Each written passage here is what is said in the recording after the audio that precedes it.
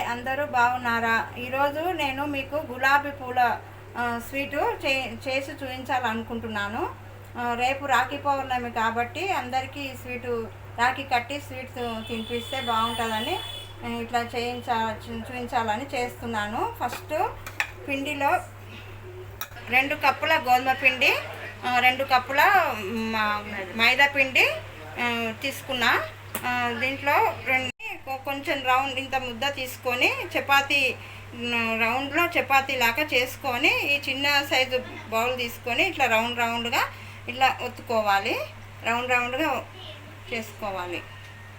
గులాబీ పూలకు కావాల్సినవి రౌండ్గా ఇట్లా బిళ్ళలు తీసుకున్నా, 5 బిళ్ళలు తీసుకున్నా. ఆ 5 బిళ్ళలని ఇట్లా పేర్చుకొని ఇట్లా గులాబీ రేకులు వచ్చే విధంగా ఇలా చుట్టుకోవాలి. చుట్టుకున్న తర్వాత ఇలా వస్తుంది గులాబీ పూలు, ఇలా వస్తుంది. తర్వాత ఇట్లా 5 బిళ్ళలతో ఇట్లా పేర్చుకొని చుట్టుకున్న తర్వాత ఇట్లా మధ్యకు కట్ చేసుకోవాలి.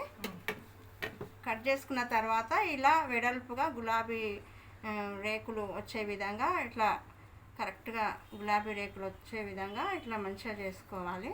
ఇలా చేసుకోవాలి. ఆ పిండి మొత్తం ఇట్లా అన్నీ కరెక్ట్ చేసుకొని ఆయిల్లో బాండిలో నూనె వేసిన తర్వాత ఇట్లా సన్న మంట మీద ఇట్లా ఎర్రగా గోధుమ రంగు కలర్ వచ్చే వేగనివ్వాలి.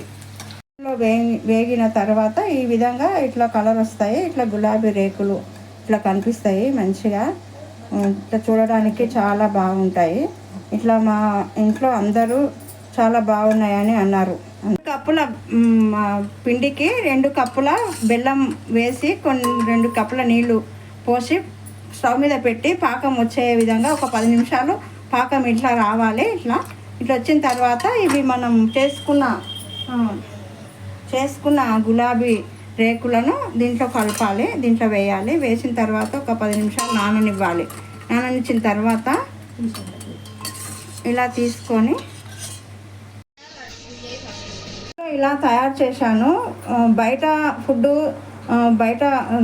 ఫుడ్ ఆయిల్ అవన్నీ బాగుండవు కాబట్టి నేను ఇంట్లోనే చేయాలనే ఉద్దేశంతో, ఇంట్లో చేసి తినిపించాలనే ఉద్దేశంతో నేను ఇంట్లో తయారు చేశాను. ఇవి చాలా బాగుంటాయి. బెల్లంతో చేసిన కాబట్టి, చక్కెర కూడా వాడలేదు. బెల్లంతో చేసిన కాబట్టి చాలా ఆరోగ్యానికి కూడా చాలా మంచిది.